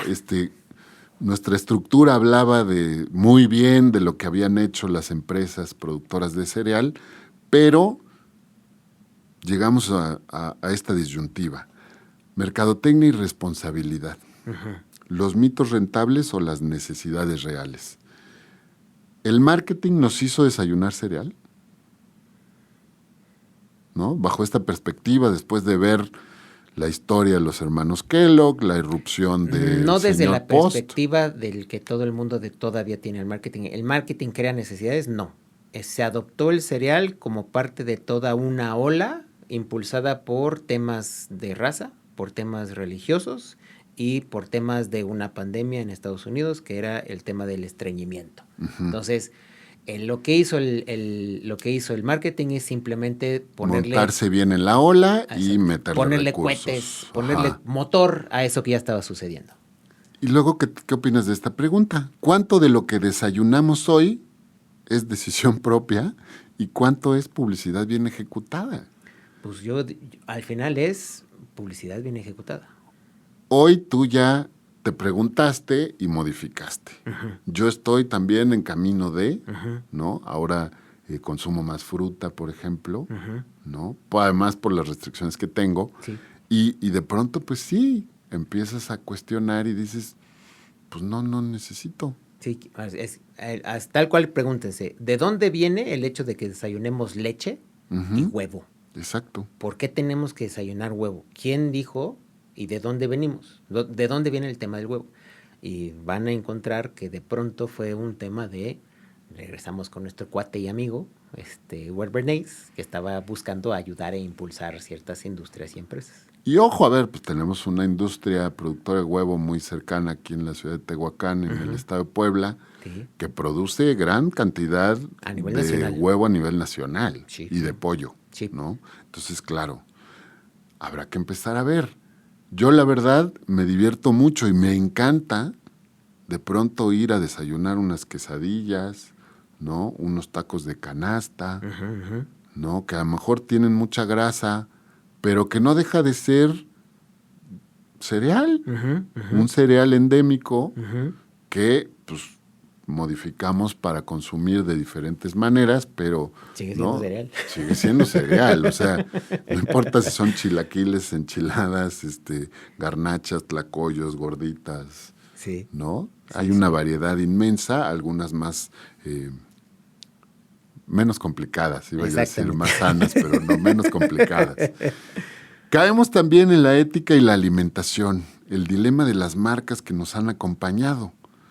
Y aquí la pregunta es, ¿debe la mercadotecnia vender lo que el consumidor quiere o debe vender lo que le conviene a la marca? Ya estamos llegando a los momentos en el que las empresas se están dando cuenta que deben de ayudar a resolver temas sociales de manera benéfica para todos, ¿no? Es decir, desde un pensamiento sistémico e integral. Y por lo tanto la mercadotecnia ya debe de estar hablando desde el bien común. Correcto. Y no solo eso, sino el bien común proyectado a futuro. Porque podemos entender que en los 1800 o al principio del siglo XX, pues no se conocían muchas cosas, no se sabían muchas cosas, y pues, se vendía, así como había anuncios de doctor, más bien, que pretendían ser doctores promocionando el tabaco. El tabaquín, ¿no? Sí. O sea, un cigarro, si no lo han visto, déjenme ver si lo encuentro para que nos lo ponga aquí Diego. Una figura de un cigarro, una botarga de un cigarro, repartiendo cigarros en un hospital. Así es. ¿No? Entonces se creía, ¿no? Es más, hasta el mismo rey de Inglaterra, el papá de la reina Isabel, le recetaron tabaco para su tema de estrés y tartamudeo. Y de tartamudeo. Si pueden, vean la película del Discurso del Rey. El Discurso del Rey, ahí véanlo. También está Pero se murió de cáncer de pulmón. Entonces, y por eso la reina Isabel llegó a reinar. Y por lo tanto en aquel tiempo sí podemos excusarlo desde la perspectiva que no se sabía el desconocimiento. Mucho. Así es, desde la ignorancia y el desconocimiento. Pero hoy ya no se puede. No, y ya no se puede jugar al ciego o al no sabía. Exacto. ¿No? Porque además te lo van a cobrar, ¿no? Y no la legislación, no el gobierno, el consumidor. El consumidor ya lo cobra. Sí, yo aquí, pues bueno, trabajamos en esta universidad que persigue hacer líderes de acción positiva. Así es, y vencer al mal con el bien. Que tienen que hacer eso, ¿no? Sí. Un comportamiento ético que implica tomar las mejores decisiones. Fíjate que Enrique Lamadrid estuvo la semana pasada. Ah, sí, es cierto, vi tu historia. Sí. Y nos decía una cosa que a mí me marcó. ¿En qué momento perdimos la conciencia de recibo un país, un planeta, una ciudad, una región, así, y la entrego mejor? Ahora ya parece que nos vale, ¿no? Ya no hay agua, me vale, yo voy a seguir lavando mi coche. Ya no hay aire limpio, me vale, aquí está la industria, ¿no? ¿Cómo están ahorita los regiomontanos con la cadereita, ¿no? Hijo. Y el gobierno se lava las manos y dice, pues me vale, yo voy a seguir quemando combustóleo y pues ahí respírenle como puedan, ¿no? Bueno, la esposa del gobernador es magnífica. Sí. Pero en las redes sociales, ¿cómo se la han acabado? La están comparando con María Antonieta. Sí. ¿No? Rudísimo, pero bueno. Regulaciones versus estrategias. El caso del etiquetado en México con los famosos sellos y su impacto en los cereales, ¿no? Hoy vemos a los cereales ya con sellos de exceso de calorías. No sé, creo que es ese nada más, ¿no? Es exceso de calorías, exceso de sales, de... Pero los cereales no tienen exceso de sodio, no tienen exceso de grasas. Algunos sí tienen grasas saturadas por el proceso que llevan. Ok. Entonces, no, porque hay grasas y azúcares son los que podrían tener ahí. De nuevo, yo insto a revisar los datos porque me parece que no es la estrategia correcta. No, pero creo que sí genera...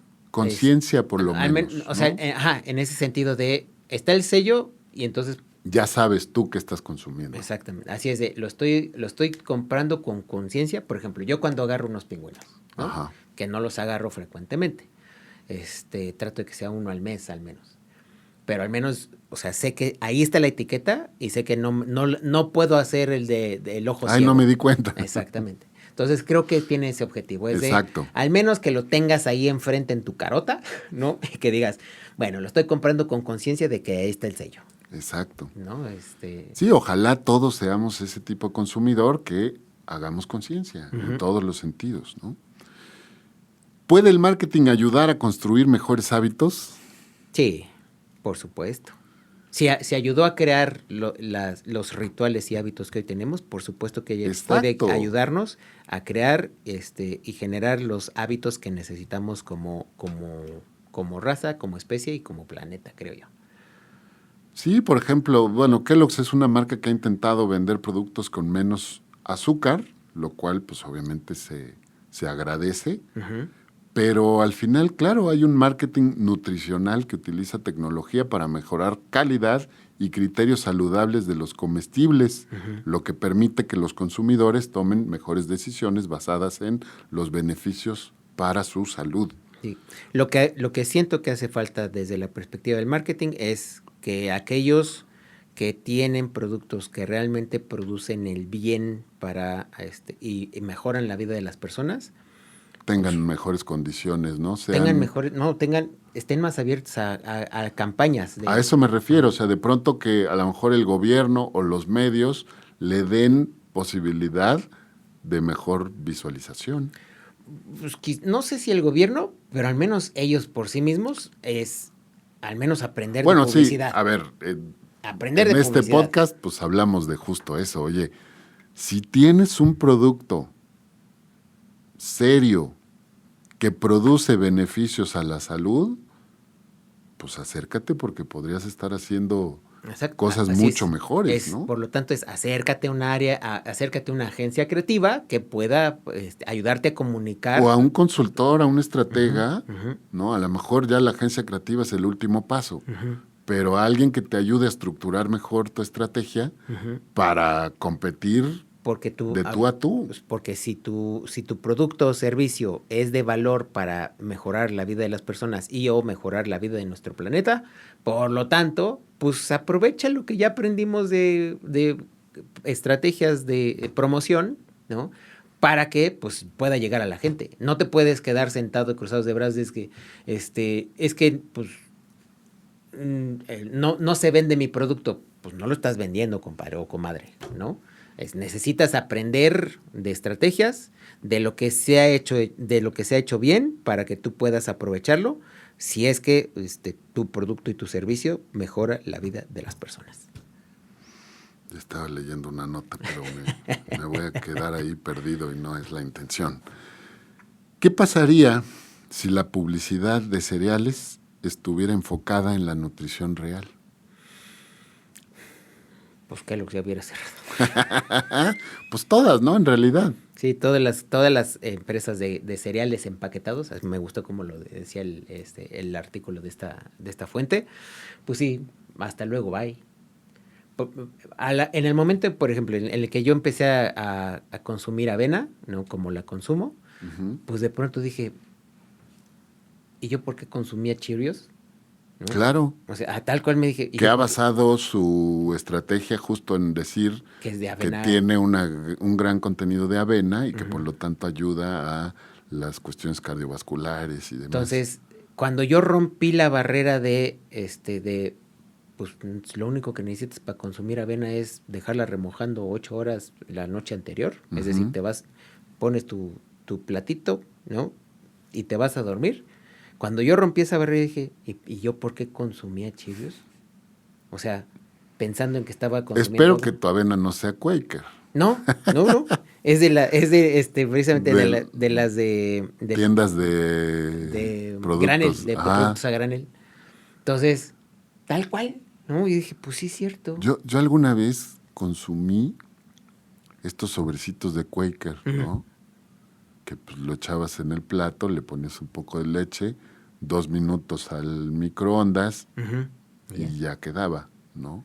A mí no me molestaban ni los sabores, ni la consistencia, uh-huh. ni la temperatura, ¿no? Pero, por ejemplo, mi hermana los odiaba.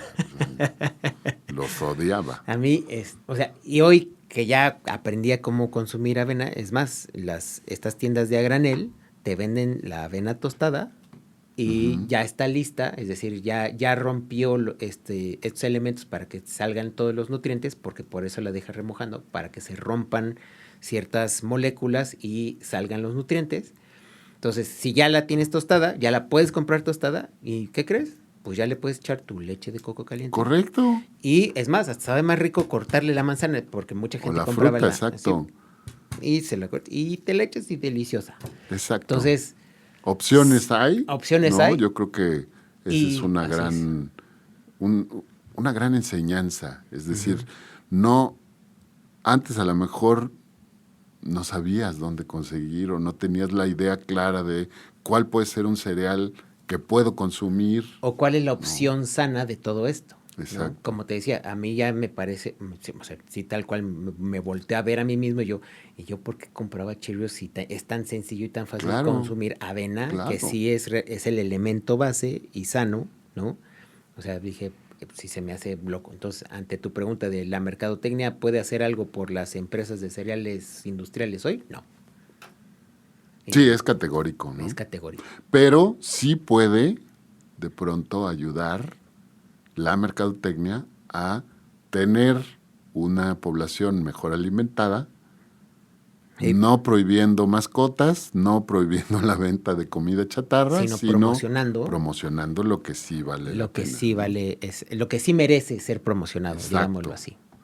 Muy bien, ¿con qué te quedas el día de hoy, mi querido Isaac? Antes de responderte la pregunta, te voy a dar el dato de por qué se conecta tu cereal con el presidente actual de Estados Unidos. Bueno, hablamos que Post tuvo una hija.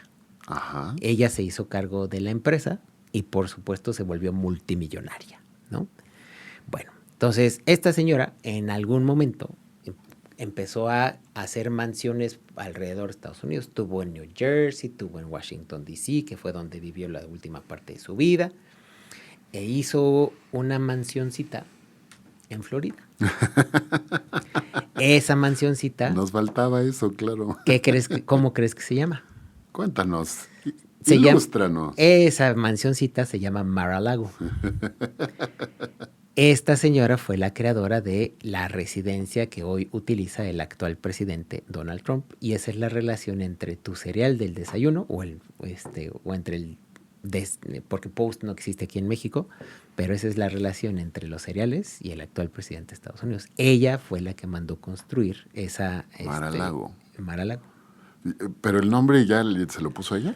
Se lo puso ella porque esto pasa como Cancún. Exacto, pasa como Cancún, que como está el mar de un lado y está la laguna del otro. Entonces, por eso es del mar al lago. Ajá. Ese es, digamos que tal cual, del mar al lago, porque está chiquita la propiedad.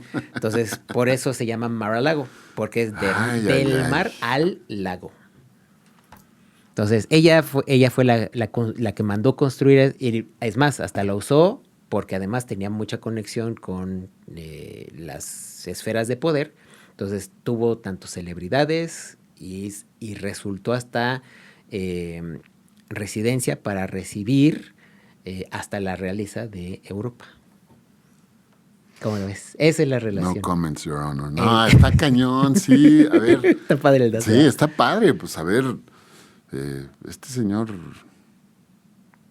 tiene muchos conexiones ahí. Y además maneja, o sea, muchas de su vida la gestiona a través de símbolos. Entonces, en ese sentido es muy transparente. Entonces, por lo tanto, ya lo dijo, ¿no? Es el tema de tarifas, lo menciona porque en algún momento hubo un presidente en Estados Unidos que hizo rico a Estados Unidos por la parte de tarifas. ¿Pero qué creen? Fue la época antes de la Gran Recesión. Exactamente. Ahí nomás para que vayamos midiendo el agua en los camotes. Sí, la última vez que se intentó hacer eso en Estados Unidos fue en el periodo de Ronald Reagan. Uh-huh. Y le resultó contraproducente. Altamente contraproducente. Y otro símbolo es ¿no? Es una residencia que era parte de la realeza, porque la señora, o sea, así tal cual en el documental que vi se sentía ella como parte de la realeza, es decir, del grupo de poder en Estados Unidos. Y es que realmente era multimillonaria. Pero ella sí, digamos, tenía un poquito más de sentido. Así es. Y además es una residencia que sirvió para recibir no solo a líderes de Estado locales, ¿no? Presidentes y demás, sino hasta familias reales de Europa y gobernantes de Europa también. O sea, eres una residencia que tiene mucho valor simbólico. Claro. ¿Órale? Oye, ayer la declaración de este señor de, pues sí, un tercer periodo. Y es más, me gustaría ir contra Obama. Lo dijo. Y le dice un periodista, pero oiga, pero no se puede. Hay maneras, hay caminos. Y todavía dice, y esto es en serio. Oye, no. Así es. O sea, ahora sí que ni AMLO se atrevió a tanto. Ni AMLO se aventó a tanto, sí. Entonces, ¿con qué te quedas, Agus? ¿Con qué me quedo? Me quedo, a ver, lo dije aquí, le tengo mucho cariño a algunas de las marcas de Kellogg's. Sí. Le tengo mucho cariño a la empresa. Hoy tengo varios amigos. A ver, justo en mi campus se hablaba de Kellogg's Campus Querétaro. Así es. Es como en el estado, como en el TEC de Estado de México era Proctec. Exactamente, ¿no? Porque claro, muchos de los egresados, particularmente de Merca, pero también de ingenierías y demás, trabajaban en la empresa. Uh-huh. Y era su tirada llegar a la empresa. Era sí, su tirada. Sí, claro. Y muchos de mis profesores también estuvieron ahí. Entonces, sí le tengo un cariño muy particular. Uh-huh. Pero la verdad es que llevo muchos años sin consumir productos de la empresa, uh-huh. ¿no? Y por otro lado también, cuando uno empieza a leer este tipo de cosas, empiezo a cuestionar los liderazgos y las manipulaciones. Uh-huh. Entonces, ¿con qué me quedo?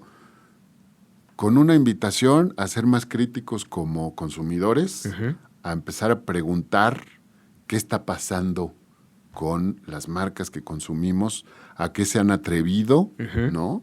Y pues de pronto también hacer lo que tú, ¿no? Definir, decidir, experimentar y apostarle a lo que te hace bien, uh-huh. ¿no? Sí. ¿Tú con qué te quedas, mi querido Isaac? Yo me quedo con este tema de los ciclos. Al observar todo lo que estaba experimentando John Harvey Kellogg y que hoy seguimos hablando de los mismos temas, a mí me parece realmente impresionante, sí. Pero también me dice que poco hemos avanzado. Sí. En el sentido de, creo que sí hay más conocimiento del que había antes porque él actuaba por pura intuición, uh-huh. ¿no? O sea, al final y que hoy, por ejemplo, hay muchos gastroenterólogos que dicen el lavado de colon no es nada recomendable, pero se sigue haciendo en México y en el mundo, sí, ¿no? Es algo que de pronto, él inventó estos aparatos que hoy te venden como Magic Muscle o cosas por el estilo, que son los choques eléctricos a los músculos. Ajá. Él creó esos aparatos como parte de su spa. Hoy existen las camas de bronceado y él las inventó como terapia de luz. Él se dio cuenta de que la luz le hacía bien al cuerpo. Eso está padrísimo. Ya en lo que degenera, ya dices, güey, no manches. Así es. Pero a mí me impresiona, ¿no?, que estemos hablando hoy de microbiota y que él ya hablaba de la fauna intestinal, ¿no? Y que hoy se habla como si fuera el último encuentro de la vida y pues él ya lo había hecho, ¿no? Ya lo estaba platicando. Y hace 170 años. Hace 170 años. Bueno, no, exageré, hace 150. Fue 1870 a 1970, son 100 años, a 2020 cacho, unos 50, sí, 70 más o menos. Sí, no, 150. Así, sí, 150. Entonces... 155. Por lo tanto, sí me deja así de... Tengo así de... con ganas de echarme más clavados hacia el pasado, como lo hemos estado haciendo, porque hay muchas cosas que te pueden explicar lo que hoy está sucediendo. Y, ¿no?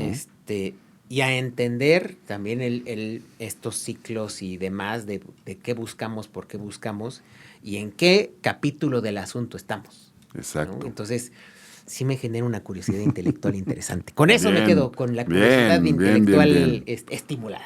Antes de preguntarte en dónde te encontramos, quiero compartirte esto. Tenemos ahí un par de personas que han estado viendo nuestros episodios. Bien. Y nos ponen esto, mira. Confirmo que son muchas horas bien invertidas en prepararse para cada tema porque este par no son inventados y les gusta ofrecer información fidedigna. Vocación de maestro. Hashtag. Qué bonito, qué bonito. Gracias por sus comentarios. Por lo tanto, ¿cuál es tu ritual en el desayuno? Platícanos, pon los comentarios. ¿Cuál es tu ritual del desayuno? ¿De dónde? Y trata de compartirnos de dónde surgió ese ritual, de dónde lo sacaste, de dónde lo heredaste. Sí, empieza a preguntarte. Trata de preguntarte si hoy desayunas con leche, ¿de dónde vino con leche? ¿Y qué marca de leche usas? ¿Y de dónde vino ese uso de marca? Por ejemplo, ¿no? Entonces, los invitamos a hacer un acto de reflexión con respecto a sus rituales del desayuno y coméntenos de dónde viene ese ritual del desayuno, ¿vale? Platíquenos un poco. Bien, ¿okay? Queremos leerlos. Y por supuesto, claro, los estamos esperando en todas nuestras redes sociales, pero antes de ir a las redes, ¿a dónde te encontramos a ti? Me encuentran en Instagram como Isaac Guerrero Jaimes, igual en LinkedIn, si me quieren encontrar de manera profesional también por ahí, y pues son las dos redes que más manejo para que podamos estar en contacto. ¿A ti dónde te encuentran, Agustín? Yo estoy en LinkedIn también, como Agustín Garibay. Pero estoy también en TikTok, estoy en Instagram como @prof_agus_mkt y ahí podemos echar el coto. Compartimos cosas diferentes, divertidas y que pues, siempre nos abonan, ¿no? Nos Así provocan por lo menos oye, esto no lo había visto, no lo había pensado, qué buena onda. Por supuesto, síganos también en nuestras redes, estamos en TikTok, estamos en Facebook y estamos en Instagram. Nunca estaremos en Así es. Exacto. Y si quieren, más bien si no nos pueden ver en YouTube, recuerden que también nos pueden escuchar por Spotify. Y si nos estás escuchando por Spotify, venos en YouTube, date la vuelta. Bueno, ya en Spotify también nos pueden ver. Ah, sí. Te da la posibilidad de escuchar en audio o verlo también en video. Y pues por supuesto interactúen. Si les gustó el episodio, denle corazoncito o denle manita con el pulgar hacia arriba. Si no les gustó, pues también se vale, díganoslo, pero platiquen con nosotros. Así es. Y recuerden darle clic a la campanita para que les avise cuando publicamos el siguiente episodio. Exacto. Pues ya nos vamos, querido Isaac. Es momento de despedirnos porque salimos fuera del aire, pero nunca dejamos de estar en marca.